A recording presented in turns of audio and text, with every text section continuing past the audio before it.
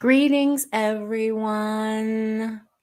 Welcome, welcome, welcome. I am so glad you're here. Thanks for tuning in. Tonight, we'll be reading The American Slave Coast, A History of the Slave Breeding Industry by Ned and Constance Subletti. We're on chapter 20, Lord Dunmore's Blackbirds, which starts with two quotes. The first quote is a petition of a great number of blacks to General Thomas Gage, the recently inaugurated Royal Governor of Massachusetts, dated May 25th, 1774. Your petitioners apprehend we have in common with all other men a natural right to our freedoms without being deprived of them by our fellow men, as we are a free-born people and have never forfeited this blessing by any compact or agreement whatever. So, what they were saying is that they had every right to be free. And then there's another quote here from The Wealth of Nations, written in 1776 by Adam Smith, an inquiry into the nature and causes of the wealth of nations, saying, the resolution of the Quakers in Pennsylvania to set at liberty all their Negro slaves may satisfy us that their number cannot be very great, meaning they must not have had a lot of slaves. Had they made any considerable part of their property, such a resolution could never have been agreed to. So, what he was saying is that the only reason the Quakers wanted the slaves free is because they didn't hold a lot of their wealth in slaves. Slaves were property and they had significant value at the time. And what he was recognizing is that these people that were abolitionists that were said to have been on the side of the blacks, these people didn't hold the value of their property or the most of their wealth in slaves, because if they had, they would have never been the abolitionists that they were. This broadcast is a part of KWAZ Radio Network. There are other hosts on the network, such as Oni Tase from the Pro Black Perspective, D Webb from the Harsh Reality Podcast, Koku from the Bitter Medicine Podcast, The Forecast from Forecast Radio, and Brother Bakari from the Black Business Network. Please check out the other hosts on the network. Remember, the views, thoughts, and opinions expressed here belong solely to the respondent, and they do not represent any broadcast networks, affiliates, nor sponsors. This program is a broadcast created for the benefit of my global community. The information presented here is not meant to infringe upon any copyrights or other rights and responsibilities held by the actual owner. We are doing this for entertainment and educational purposes only. With the end of the French and Indian or 7 Years' War, Prime Minister John Stuart, the Scottish 3rd Earl of Bute, decided not to demobilize the army, but to station 10,000 troops in America. Previously, British troops had appeared in the colonies to fight the colonists' enemies, but now they were going to be a police force. Worse, the colonists were told that they had to pay for it. The colonies had long endured trade regulations that gave them access to British ports but cut them off from competing markets and otherwise imposed intolerable conditions on the merchants, but they had never been internally taxed, as opposed to external taxes such as duties. Now Parliament had laid a tax on them. and this was intolerable to the colonists. Boston merchant banker John Hancock denounced the Stamp Act as slavery. Hancock, who had never bought or sold slaves but grew up served by slaves in the house of his wealthy merchant uncle, was exaggerating. In reality, the 1765 Stamp Act was a tax, not thought the British a terrible one, given what has been expended to protect the colonists from the French and the Indians, but a maddening one to the colonists who had to pay with hard coin for the new stamped paper that would be used in any officially recorded transaction. So they were pissed because of this tax, and they were forced to use a different type of currency for any type of official transaction. And this pissed them off. Contrived to make all levels of society pay, the Stamp Act was a serious miscalculation on the part of the clueless British officialdom. Nothing was more calculated to infuriate the legal class than the Stamp Act, since it mandated the use of stamped paper for legal documents.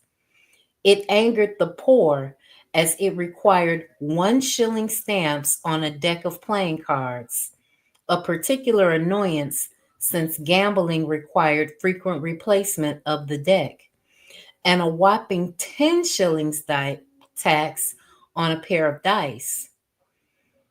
And it was all a call to arms as well as for newspaper printers who were expected to print an officially stamped paper only and purchase paper, and who retaliated with all the ink at their disposal. In Boston, where the first insurrections of colonists against British infiltration exploded, two distinct social levels were active, each of which had their own motives. The merchants and the motley crew that made up their mob. We speak today of the mob most commonly with reference to the Sicilian type mafia, but transplanted to America via New Orleans in the 19th century. But in the 1760s, another kind of mob was already well established in Boston, though it was more loosely structured. The mob culture of Boston was a principal actor in the early days of the American Revolution.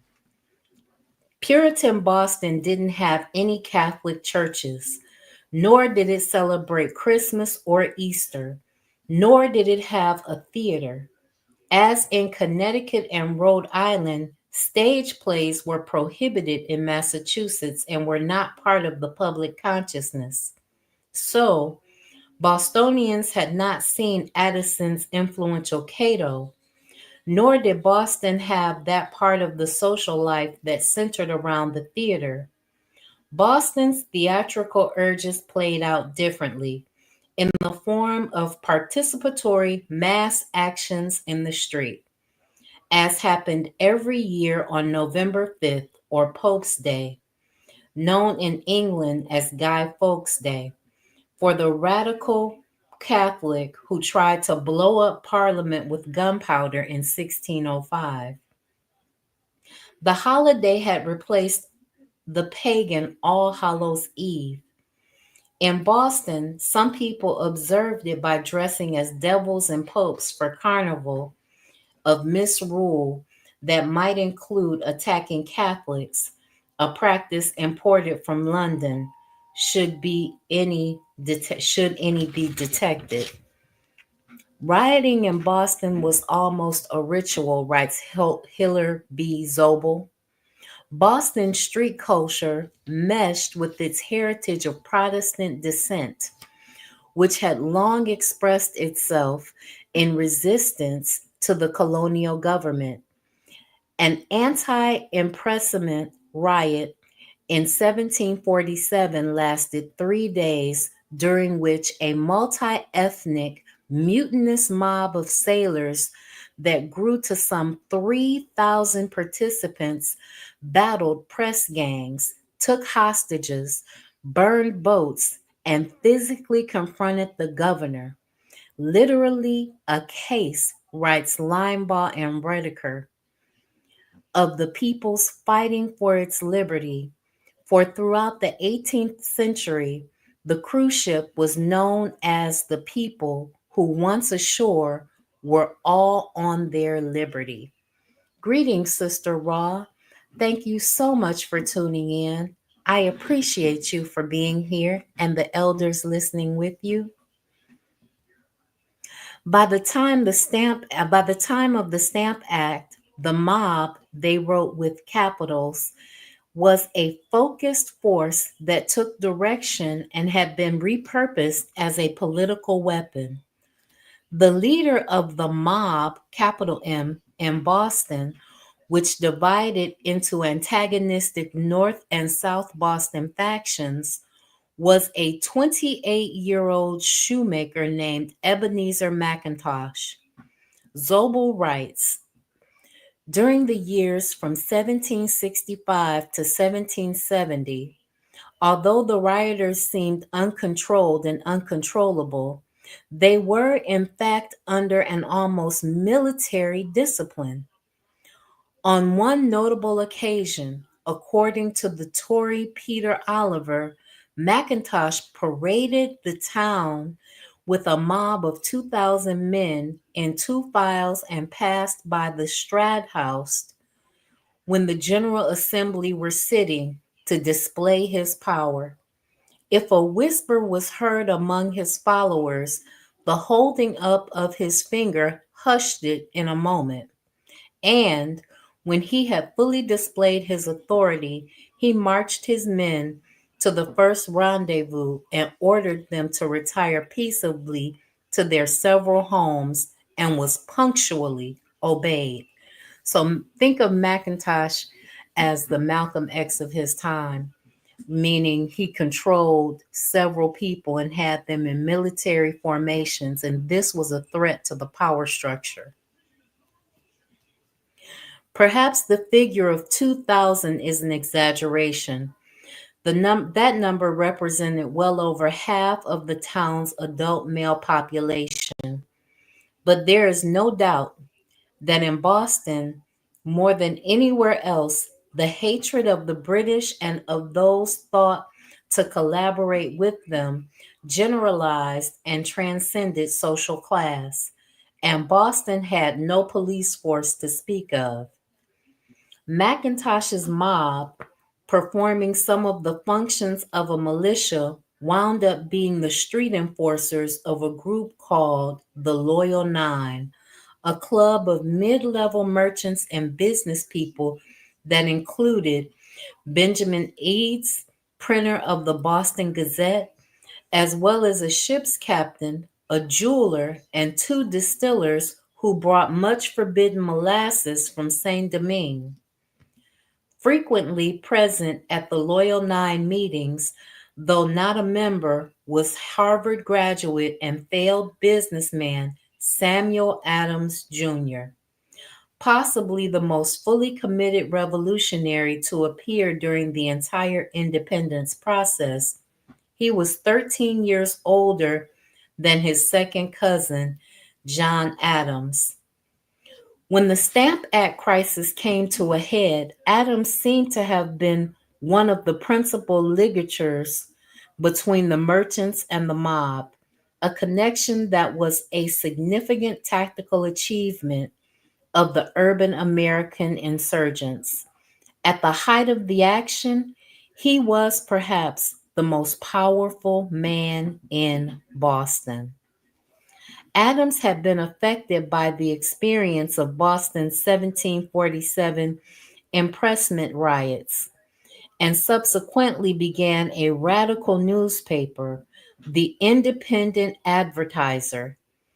He had come to the consciousness in the midst of the fierce political struggle between the Popular Party, which dominated the Massachusetts House of Representatives, and the Court, which was pro-British aristocracy party. Many Americans today have the impression that the uprisings in Boston were directed solely against the British occupiers. But despite his close collaboration with the Crown, the Massachusetts merchant Thomas Hutchinson was as much an American as Samuel Adams. The Hutchinsons were the ruling class. They had a reputation for tight, strategic intermarriage among three clans that had literally come to be Boston's ruling family. They dedicated themselves exclusively to commerce and office holding.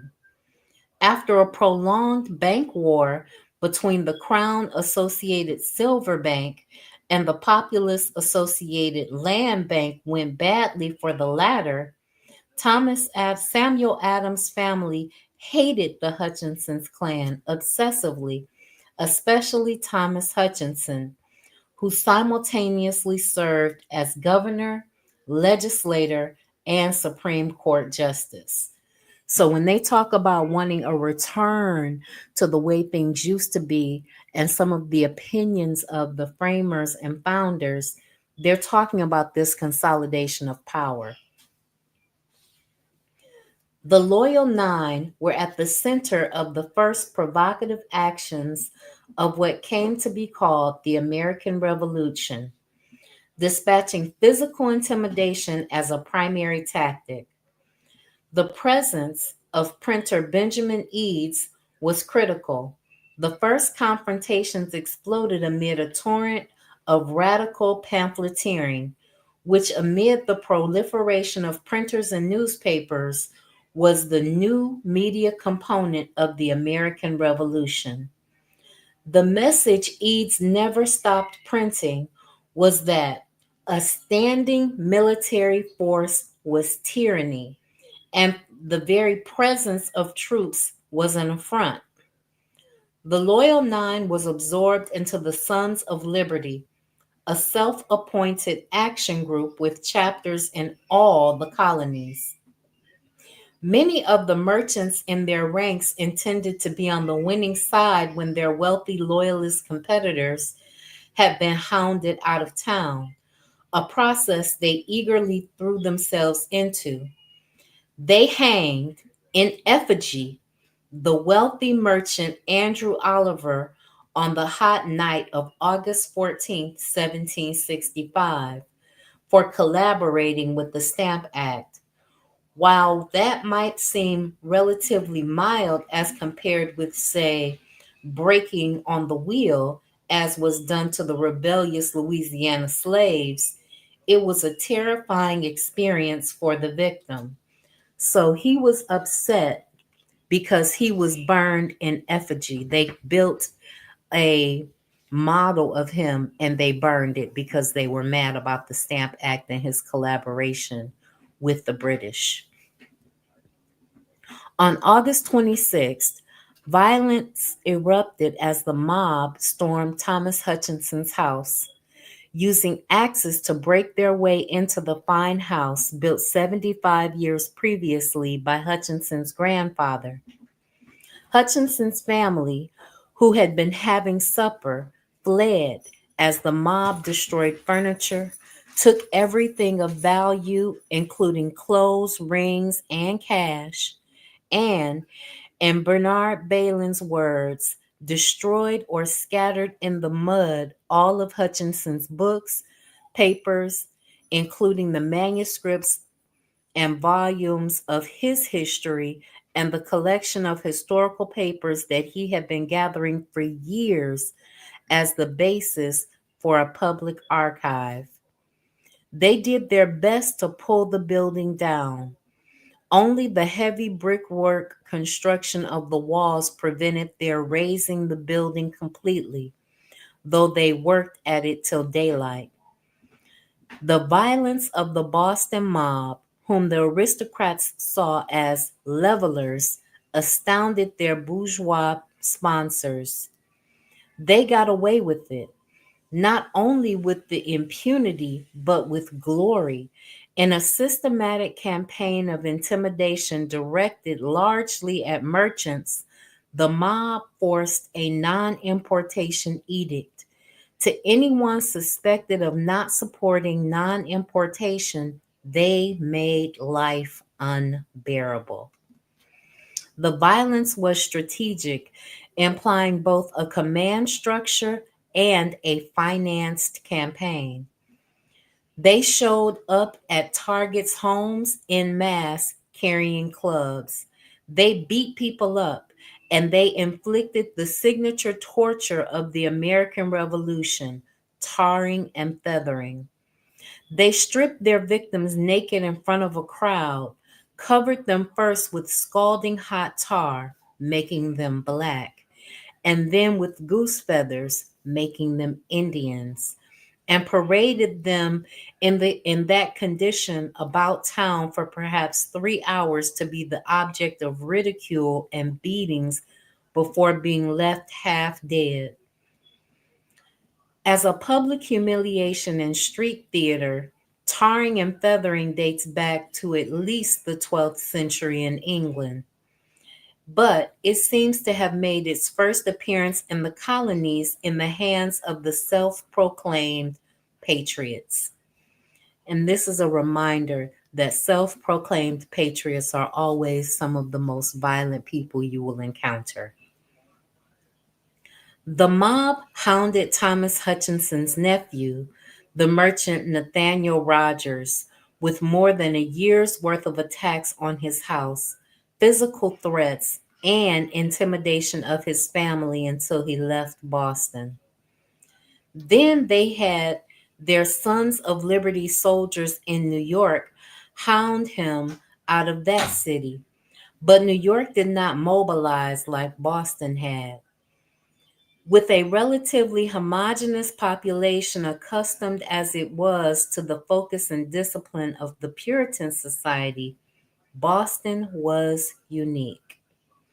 In New York, heterogeneous and multilingual from the moment of its founding by the Dutch, coordinated movement was less likely. The Sons of Liberty tried the same tactics there, but the mobs lacked organization and merely went thrashing, vandalizing the rich, and on one occasion, destroying a newly built theater.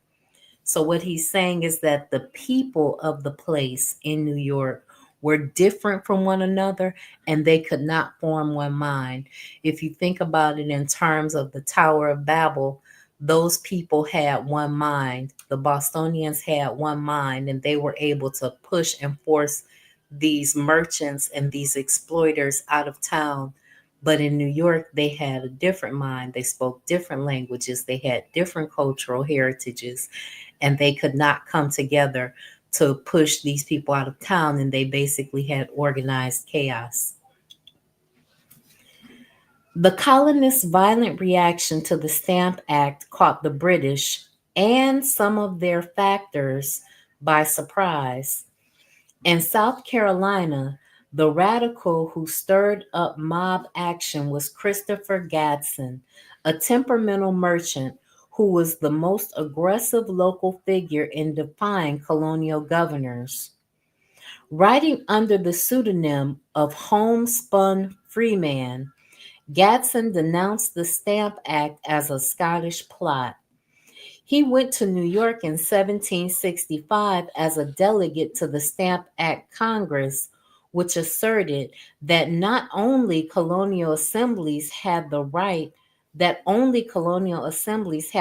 to tax colonies, and he returned to Charleston an ardent member of the Sons of Liberty. He was a kindred spirit and warm correspondent with Samuel Adams. Their friendship was emblematic of the close ties of insurgency between New England and South Carolina.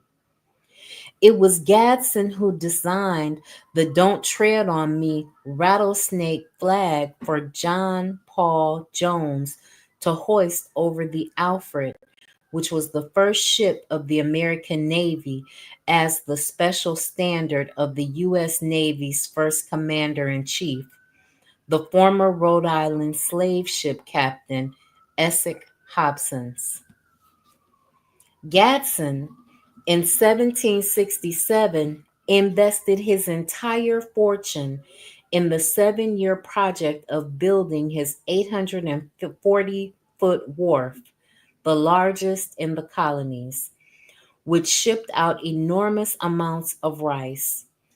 It was notorious in American memory as the site where Africans were taken for sale after their period of quarantine at Sullivan's Island. Perhaps more than 100,000 Africans were sold from Gadsden's Wharf before the African trade was prohibited. The Anti Stamp Act mob in Charlestown rioted for 9 days.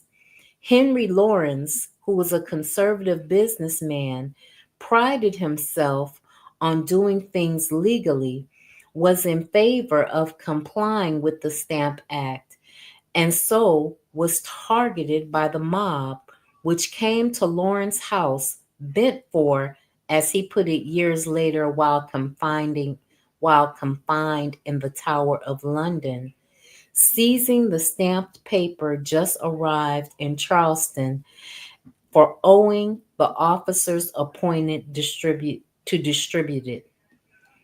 But Lawrence successfully talked the mob down, demonstrating the crowd handling skill he subsequently deployed as president of the First Continental Congress. Radicalism was a double-edged sword for merchants. Many were invested in commercial alliances in England, and destabilization was not good for business. War would disrupt shipping. But being constantly at the mercy of the British trade regulations seemed to them to be slavery, the word they invariably used. Independence would give merchants ownership of their commerce, which in some cases, needless to say, included slave trading, and would put them in charge of regulation. The Loyalists weren't going to be on the winning side, and knocking them out would remove competition.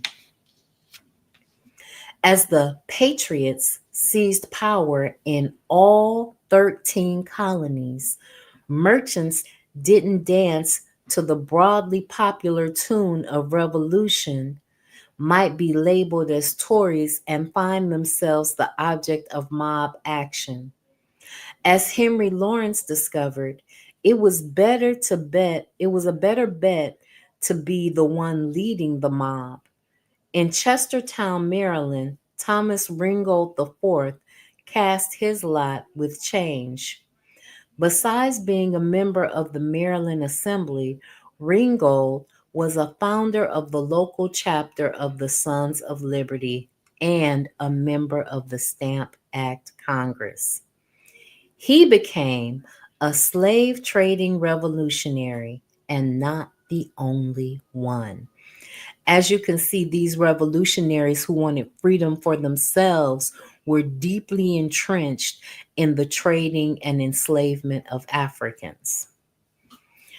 While the repeal of the Stamp Act on March 17, 1776, which happens to be St. Patrick's Day, temporarily averted a crisis, it was accompanied by the Declaratory Act, which held that the said colonies and plantations in America have been, are, and of right ought to be subordinate unto and dependent upon the imperial crown and parliament of Great Britain, and that the king's majesty hath and of right ought to have full power and authority to make laws and statutes of sufficient force and validity to bind the colonies and the people of America, subjects of the crown of Great Britain in all cases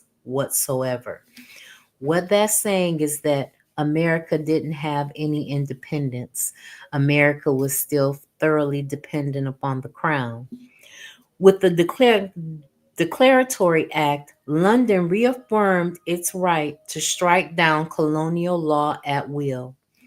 Every colony had been established by a document from the king that authorized a colonial legislature to enact laws for the colony, so long as they were not repugnant to the laws of England. Right, Alfred and Ruth Blumrosen. Thus, the British government retained a kind of superintending power over the colony's behavior. This was well known in the colonies. That was a problem. While the Declaratory Act aroused no popular protest in the colonies, its implications were clear to the colonial ruling class. Meanwhile, Southern slaveholders were becoming increasingly alarmed by the abolitionist movement that had been growing in Britain since the 1760s, fed by the increasingly popularity of Methodism and Quakerism, which were both anti-slavery. Nowhere did British and colonial law differ more sharply than on slavery. William Blackstone, the ranking British jurist of his day, in 1765, praised liberty in terms that infuriated the Virginians, saying, "The spirit of liberty is so deeply implanted in our Constitution and rooted even in our very soil, that a slave or a Negro, the moment he lands in England, falls under the protection of the laws and so far becomes a free man." That pissed off the Americans because they wanted to have this permanent underclass because they were stuck in a mindset that said you have to have a working class, you have to have an underclass, you have to have an exploited class of people in order for the wealthy to thrive. Slave owning colonists were particularly alarmed by the 1772 Somerset decision. James Somerset was the slave name of a man who had been kidnapped from Africa at the age of 9. After landing in Virginia in 1749, he caught the eye of the young Scottish born tobacco merchant Charles Stewart of Norfolk, whom he had served for more than 2 decades as his body servant, performing whatever personal services Stewart required. When Stewart took Somerset along to London in 1771, Somerset escaped. Stewart recaptured him with the aid of a professional slave catcher who existed in London because there were enough enslaved people there belonging to colonists, both visiting and resident, that this kind of thing happened on an ongoing basis. So what they're saying here is that these white people often took their enslaved people from America to London. And once they got to London, they had the opportunity to run away and actually assert English rights and be free. The displeased Stewart, the slave, avenged by his humiliation by having Somerset bound and put on a ship to be sold in Jamaica, a reminder that a slave could easily be removed from the most relatively privileged urban echelons to a tropical death camp. But before the vessel could sail, Somerset was dramatically rescued by abolitionist Granville Sharp, who paid for Somerset's defense in court. The unprecedented case was a striking example of using litigation to steer social policy and was reflective of the maturity of the British justice system at the time. It put slavery on a show trial, occasioning widespread debate in the press, and it thrust the eminent conservative jurist Lord Mansfield into the hot seat. To the objection by Stuart's lawyer that freeing the estimated 14,000 slaves held in Britain would cost their owners a catastrophic 700,000 pounds, figured at 50 pounds a head, Mansfield replied, 50 pounds a head may not be a high price. For he judged that case narrowly. He felt the issue was for Parliament to take up, urging them to do so in his decision freeing Somerset. The state of slavery is so odious that nothing can be suffered to support it but positive law. Whatever inconveniences therefore may follow from the decision, I cannot say. This case is allowed or approved of by the law of England, and therefore the black must be discharged. The decision, widely reported in colonial American newspapers, effectively prohibited chattel slavery in England. Scotland had a separate body of law, and unquestionably was a great victory for the anti-slavery movement. At bottom, it established that Somerset had the rights of a person, which went directly contrary to the current colonial law. Somerset was feted at a party in London attended by 200 free people of color, an event also reported in colonial papers, including the South Carolina Gazette. Benjamin Franklin, who was in London in 1772 when the Somerset decision came down, wrote in full cry,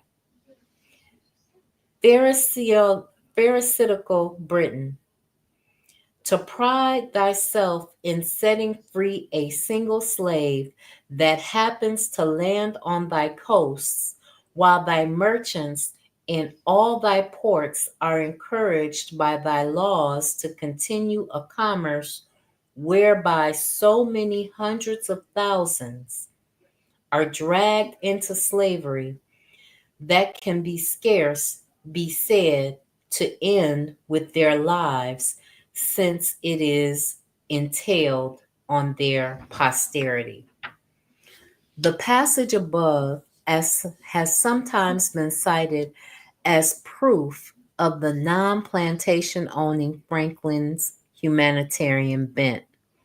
But if we read this with a pragmatic politician's understanding, we see a simple cry against the immorality of slavery than that favorite trick of the political debater, changing the subject. And it was disingenuous. As Franklin well knew, Rhode Island captains had carried tens of thousands of Africans, and he himself made money from advertisements for sales of slaves in his own newspapers, especially in South Carolina. The British Parliament never picked up the gauntlet Lord Mansfield laid down. Slavery in Britain would never be made legal by affirmative law. It had been implemented by the colonies and English merchants, officials, captains and by the colonists who had written laws to support it there, but there were never any groundswell of public opinion in its favor at home. Stamped paper and tea are iconic in American popular history, but only recently have historians begun to consider the Somerset case in such a narrative of American independence. Somerset posed a more basic kind of threat to a slave owner than stamped paper. It jeopardized the basis of the Southerners' wealth, property consisting of human beings. Henry Lawrence was in London when Somerset was being argued. Before the verdict was delivered, he took a sarcastic tone in a letter dated May 29, 1772, saying, "They say that supper is ready. Otherwise, I was going to tell a long and comical story of the trial between Mr. Stewart and his black man, James Somerset, at King's Bench for Liberty." 13 years later, he, Henry Lawrence, argued in a letter that, nor is it quite a decided fact that for the moment a Negro sets foot on British ground, he becomes a freeman. Lord Mansfield left this a moot point. But Lawrence was arguing against the tide. Mansfield's shocking decision was strongly felt, as evidenced by the 1774 newspaper advertisement in Virginia for a return of a runaway that said, "He will probably endeavor to pass for a free man by the name of John Christian, and attempt to get on board some vessel bound for Great Britain, for the knowledge he has of the late determination of Somerset's case." So what he's saying is that this slave was more likely to run away and try to go to England because the stories had gotten back to the plantations that if you get to England, you would be free. A British crackdown on smuggled molasses and tea inevitably led to confrontation. In Providence, the wealthy slave trader and rum distiller, John Brown, was one of, at the time, unidentified leaders of a group of 60 or so who, on the night of June 9, 1772, with their facings blackened, boarded and blew up the British blockade ship Gaspee, wounding the vessel's master in the struggle. The assault on the Gaspee was tremendously popular among the people of Providence. No one would identify Brown or the other combatants, let alone testify. In response to the Tea Act of 1773, which laid a three-penny duty on a vast surplus of tea that was otherwise being dumped in the American market, militants disguised with soot-blackened faces and Indian feathers on December 16th staged what later became known as the Boston Tea Party, arguably the detonating act of the American Revolution. Other anti-tea events followed in every colony, with a general boycott of tea that created a sense of revolutionary unity in the face of collective caffeine deprivation. In Annapolis, the ship called Peggy Stewart was burned. The vessel's owner, Anthony Stewart, was compelled to torch it himself with its load of tea. Samuel Galloway, perhaps with a "there but for the grace" shudder at the loss to his colleague and competitor, noted in a letter dated October 24th, 1774, that Stuart was not allowed even to place a handbill in the newspaper. This is liberty with a vengeance, Galloway wrote to Tom Ringgold V. For his part, Ringgold insisted the whole incident was cooked up by Stuart to curry favor with London, and wrote his father-in-law and merchant partner that he was glad the people have shown so much spirit. Philadelphia, meanwhile, was riled up with the Sentinel written in various issues of the Pennsylvania Journal and Weekly Advertiser beginning March 24th, 1768, by Francis Allison, John Dickinson, and George Bryan, which warned of a plan to install an Anglican bishopric in the colonies, something that, despite the colony's official status as Anglican, had never been done. Evangelicals and other religious dissidents, a major force in the independence struggle, feared that an American episcopate would bring religious oppression to tolerant, multi-sected Pennsylvania. Sentinel number 1, which warned of the danger to religious dissenters, charged that enemies of America are exerting their utmost endeavors to strip us of our most sacred, invaluable, and inherent rights, to reduce us to the state of slaves, and to tax us. Notice that he said to reduce us to the state of slaves and to tax us. And those are two separate things that go together in his mind because only slaves are taxed. Needless to say, this came from people who knew full well that the state of slaves involved far more than taxation. There was plenty to enrage the colonists, including the Quebec Act of 1774, which would have extended the province of Quebec down to the Ohio and Mississippi rivers. But all of that aside, and allowing for the argument that the colonies had in fact largely been independent since their foundation, the slave society colonies of the South had their own compelling reason to cede from Britain. Only independence would protect slavery from the growing power of British abolitionism. The British Army came with a display of intimidating grandeur.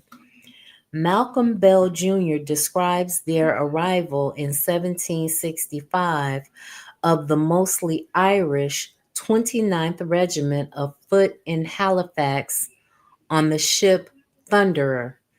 10 black drummers, all former slaves, captured from the French on the island of Guadeloupe, gave the band a special air. In their brilliant uniforms of scarlet pantaloons, silver buttoned yellow jackets, Hessian boots, feathered turbans, and Persian scimitars, they won the admiration of all who saw them perform. Traveling with the regiment was Major Pierce Butler, an Irish Anglican, proud and even defensive throughout his life of his somewhat questionable aristocratic lineage. He was a third son and, as such, was not in line to receive an inheritance in the age of primogeniture, meaning well-born. Firstborn children were the ones to get most of the land and the titles. The Americas were a fortune hunting ground for younger sons. When Butler was 11 years old, his family purchased him a commission in the King's Army. He came to North America at the age of 14 during the French and Indian War, when then subsequently returned to service in Ireland and was sent again to Canada in 1765 with the rank of major.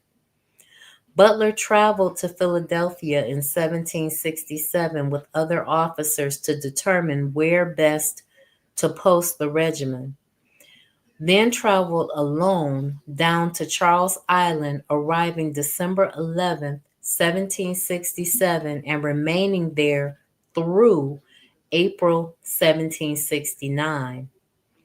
During that time, in September 1768, his regiment was posted to insurgent Boston, which, with about 16,000 residents, was far and away the most rebellious of the American towns and was the only site of resistance that British politicians were concerned about.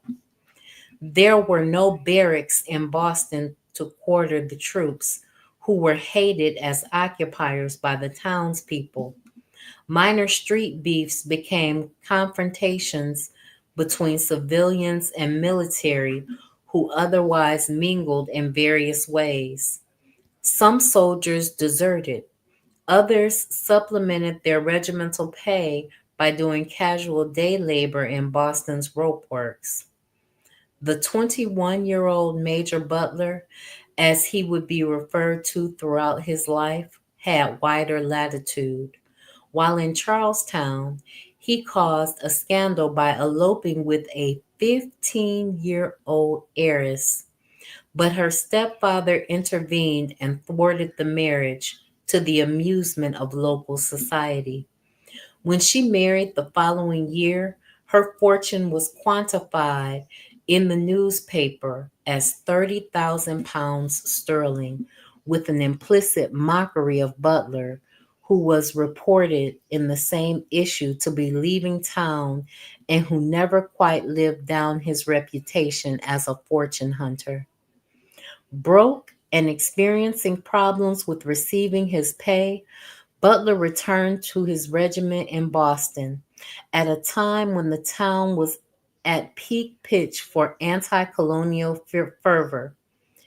He was apparently present, though not in uniform, on March 5th, 1770, when members of his regiment killed 5 people after provocation, committing that what was immediately trumpeted by propagandists as the Boston Massacre, and reported Thomas Hutchinson brought Massachusetts to the brink of a commonly used term at the time, Civil War. Returning to Charlestown in January of 1771, with only his military commission to his name, not an insubstantial holding, Butler quickly married Mary Middleton, whose deceased father, Thomas, had in the 1750s been one of the largest slave traders in Charlestown. The young heiress had received not only Middleton's legacy, but an even larger fortune from her maternal grandmother. It was a prosperous time for South Carolina's businessmen, but Thomas Middleton left a legal mess behind, with much property and much debt. Butler became property manager for his wife's portfolio, which catapulted him to the ranks of the large planters. He now owned hundreds of slaves, many of them originally kept back from general sale by Middleton, who, as a slave trader, had first pick and a practiced eye. It appeared that one of the first things Butler did was to put hot iron brands on their skins. There is nothing to suggest that Butler subsequently continued this practice, but the year after his marital windfall, he advertised in the South Carolina Gazette for 2 runaway slaves, thanks to which advertisement we know that they wore his initials for life.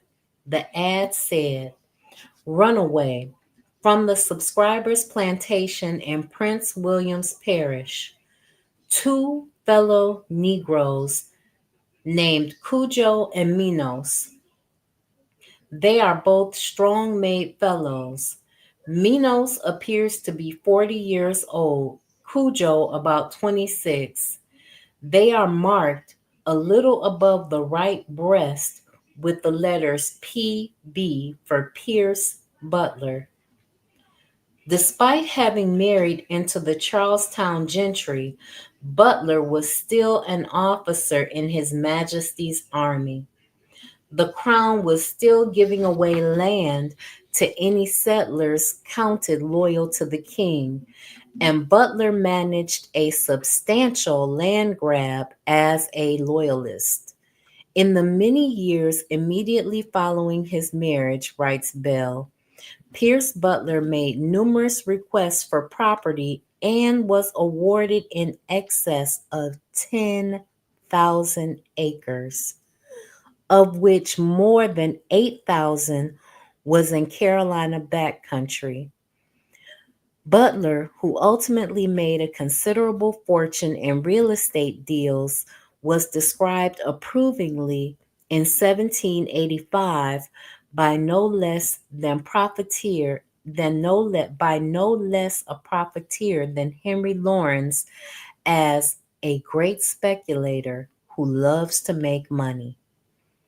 There was no question with all this land would be cleared and planted by newly arrived Africans. Butler maintained the fiction of loyalty as long as he could, but as his regiment was preparing to ship back out to Britain, he resigned from the British Army in 1773, selling his military commissions. He plowed the receipts from the cashiering himself into purchasing a 1,700-acre plantation on St. Simon's Island off the coast of Georgia. With his hundreds of slaves and the excellent land he had acquired, Butler began producing rice and premium priced staple cotton. His fortune was made. He was collaborating actively with the independents by 1775, and with the coming of war, he became South Carolina's adjutant general against his former army, charged with whipping a backwoods militia into shape as a military force. Keenly aware that South Carolina's defense was obstructed by the reluctance of men to leave their homes and families unguarded against Native American attack or slave insurrection, he requested a force of 5,000 troops from the north to protect the Low Country from the British officially, but also from domestic enemies. So he was key in organizing these mini militias to protect the land and the homes of these cowards who didn't even want to go fight for their country to organize themselves. The Scottish naturalist Alexander Garden, who arrived in Charlestown in 1752, had not been in South Carolina very long before he was told by both doctors and laymen of their concern that people were being poisoned by their slaves, write Edmund and Dorothy Smith Berkeley.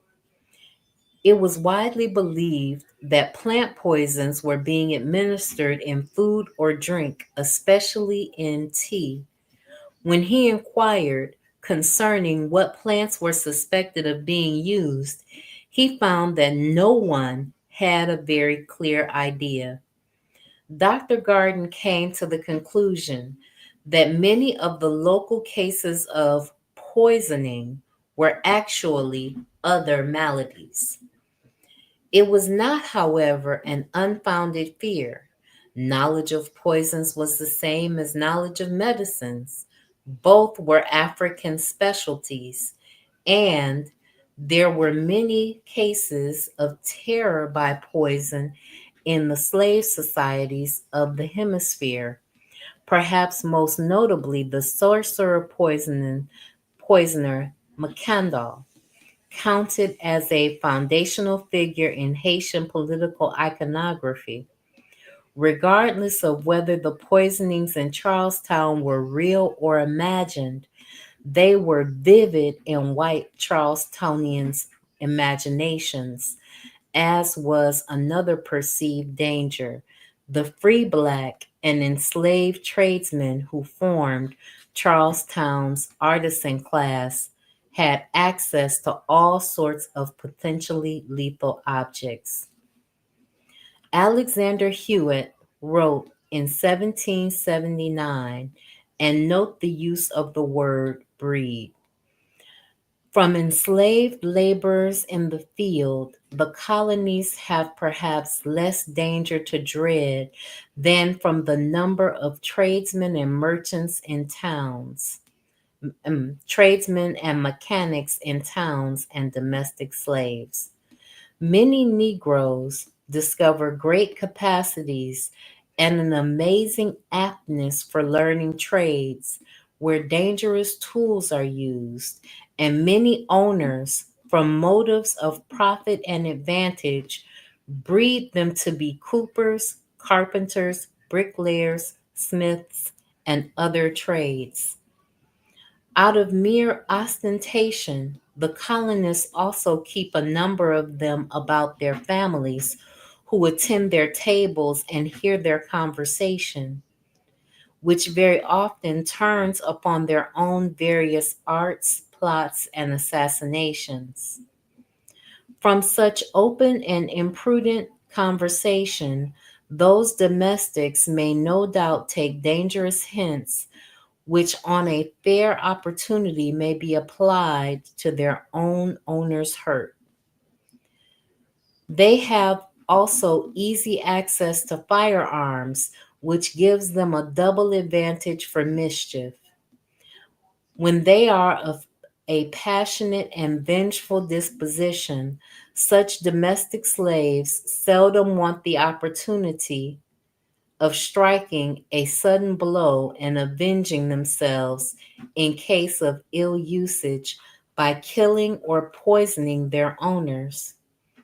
Such crimes have often been committed in the colonies and punished, and there is reason to believe they have also frequently happened when they have passed undiscovered. Prudence and self preservation strongly dictate to the Carolinians the necessity of guarding against those dangers which arise from domestic slaves, many of whom are idle, cunning, and deceitful. So, what he's saying is that the slaves are bred and taught these useful skills. They have access to the weapons. They hear the conversations of their masters around dinner tables and in these different places where they can come up with plans because they are both idle, cunning, and deceitful in an attempt to overthrow their masters. So he fed the fear that these people had. Out on the western edge of Anglo American expansion, concerns were different. A 1772 panic in London's financial market caused widespread hunger among the poor, triggering a transatlantic exodus of the Irish, the Scots, and the so called Ulster Irish or Scottish Irish, who, though often referred to simply as Irish, were Scots from Northern Ireland. In South Carolina, the Scotch Irish Presbyterians and the German immigrants of the rugged upcountry would have loved to have had the luxury of worrying about stamps and tea, let alone plantations full of slaves. Pillaging by bandits and annihilation by the natives were daily threats for them. They had no representation in the colonial legislature, nor were they under the protection of any state. Any policing they had, they did themselves by means of regulators practicing vigilante justice. South Carolina's Congress was in session in June 1775 when the news of the first blood of Lexington arrived. The assembled oligarchs responded immediately from the steps of the majestic building now known as the Old Exchange. They declared South Carolina to be the first independent provisional government. Henceforth, Her Majesty's government was disregarded by Charlestown's political class, who considered this independence from Britain to be their second revolution, the first having been against the Lord Proprietors in 1719.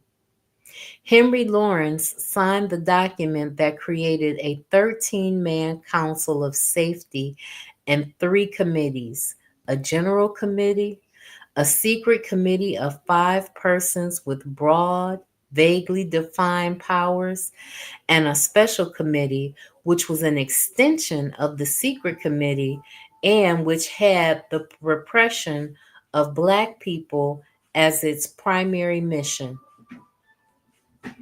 According to the 19th century South Carolina historian Edward McCready, the rationale for the latter appears to have come from a private letter received from London, intimating that a plan had been laid before the royal government for instigating the Negroes to surrection, which seems to have been believed and to have been regarded as more alarming because it was known that some of the Negroes entertained the idea that the contest was for their emancipation. To meet, therefore, whatever might arise, a special committee was appointed to form such plans as they should think immediately necessary to be carried into execution for the security of the good of the people of the colony. The secret committee also managed to tar and feather a couple of Roman Catholics who, it was feared, might be in league with the Negroes. Then came the edict that shocked the slave owners and made clear what was at stake for them. Hell itself could not have vomited anything more black, wrote a Philadelphian in a letter published in the Morning Chronicle and London Advertiser. The proclamation by Lord Dunmore, the Scottish governor of Virginia, on November 5th, 1775, which read, the pertinent parts read here. I do hereby declare all indentured servants, Negroes, or others appertaining to rebels free that are able and willing to bear arms, they joining His Majesty's troops as soon as they may be, for the more speedily reducing this colony to a proper sense of duty. I declare all Negroes free. These were the words of slave owners' nightmares. It did not apply to those enslaved by loyalists, at least in theory. Slave-holding colonists who were not taking up arms against the king had nothing to fear because they could stay home and keep their slaves on lockdown. But those rebels who left their plantations to fight might first find their capital running away and then find themselves facing off against the very people they had brutalized, now with guns in their hands.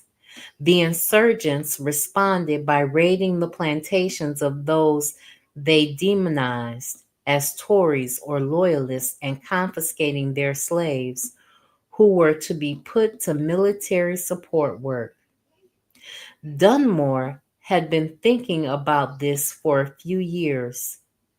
In 1772, a full 3 years before, he had written, "At present, the Negroes are double the number of white people in this colony, which by the natural increase and the great addition of newly imported ones every year is sufficient to alarm not only this colony, but all the colonies of America.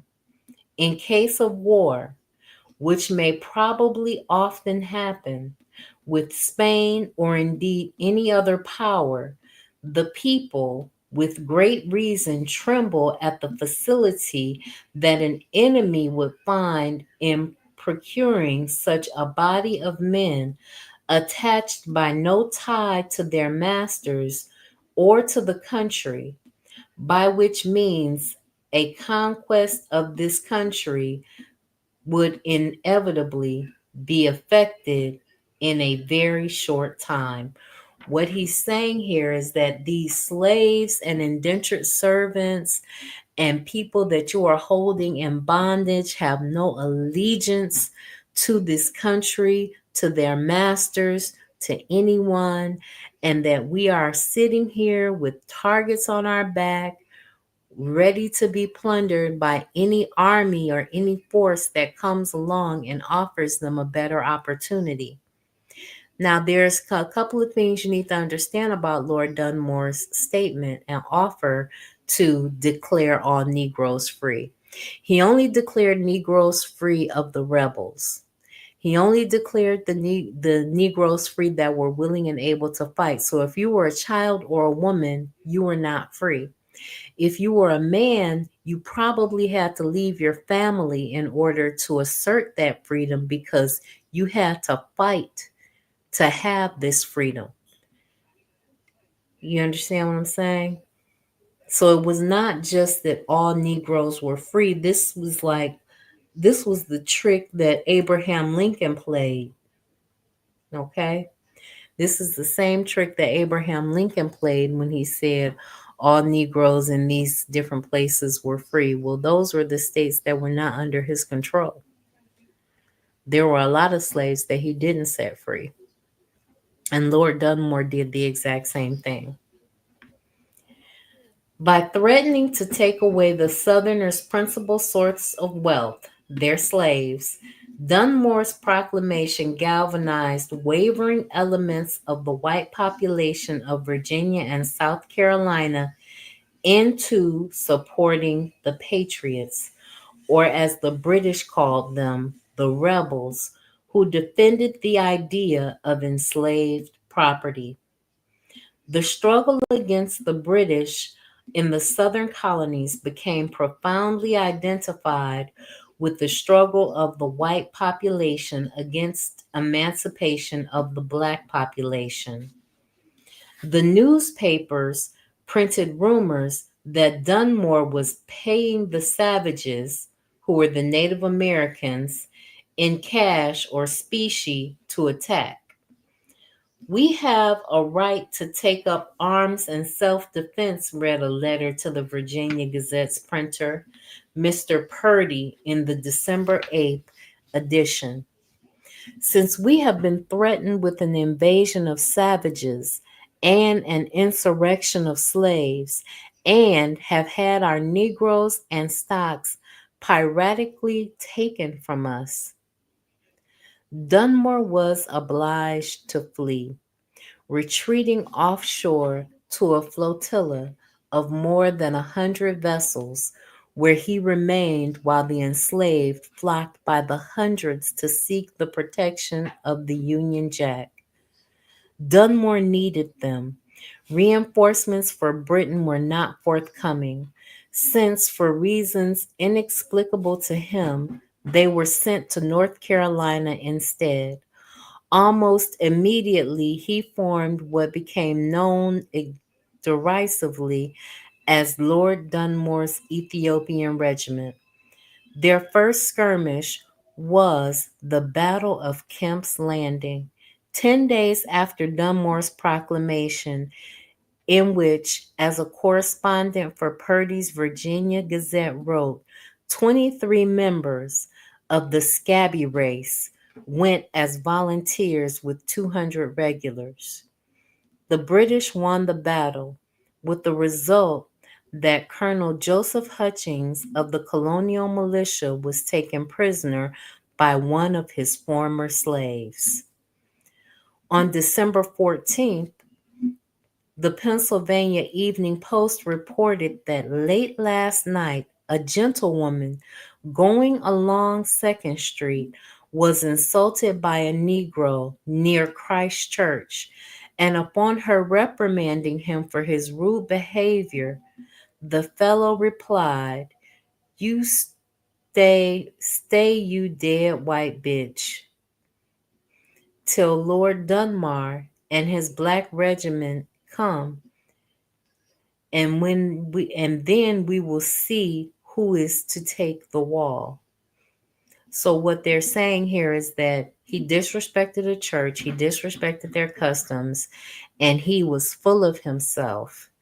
And he threatened her in the presence of a church. And she was such a gentle white woman. She was such a Karen that he was so full of himself that he said, "We'll see who's going to die or who's going to be reprimanded based on our behaviors if you just stay around here until Lord Dunmore comes." So it was with the rebels, patriots, insurgents, continentals, call them what you will, were at war with the British and those suspected of being loyal to them, mostly, but especially, the Negroes. An article in the March 22nd, 1776 issue of Purdy's Virginia's Gazette demonstrates Dunmore's effectiveness at getting under the colonists' skin. Laden with racist scorn, the article not only notes the presence in Virginia of the bafalon, a marimba-type mallet instrument known across a wide region of Africa, called in Virginia the barafu, but implies that it was something familiar to the readership, saying, "We hear that Lord Dunmore's Royal Regiment of Black Fusiliers is already recruited, with runaway and stolen Negroes to the formidable number of 80 effective men, who, after doing the drudgery of the day, such as acting as scullions, etc., on board the fleet, are ordered upon deck to perform the military exercise and to comply with their native warlike genius instead of the drowsy drum and fife, will be gratified with the use of the sprightly and enlivening barafu, an instrument peculiarly adapted to the martial tune of Hungry Nigger Patch the Corn, and which from henceforward is to be styled by way of eminence the Blackbird March. The British used armed, emancipated former slaves who knew the terrain. The most prized defectors were pilots, navigators, masters of the marshy nooks and crannies in which they had been born and raised. Others were former African soldiers. In all cases, they were all highly motivated in going to war against the masters from which they had escaped, who might kill them, torture them, or sell them away if they were recaptured.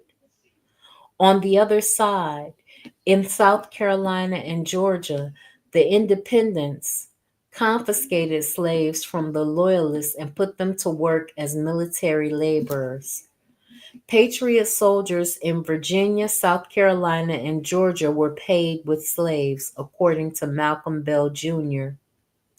In Georgia, Slaves were given to public officials as salary and were exchanged for provisions for use by military units.